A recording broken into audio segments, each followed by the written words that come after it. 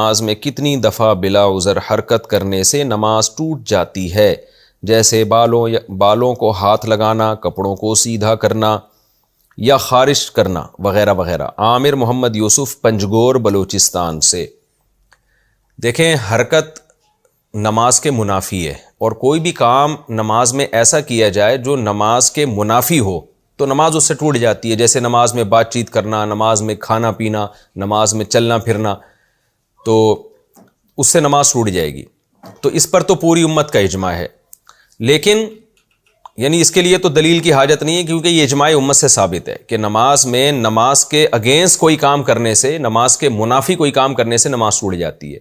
लेकिन अब कितनी हरकत करने से टूटती है, इसके बारे में कुरान और सुन्नत खामोश हैं।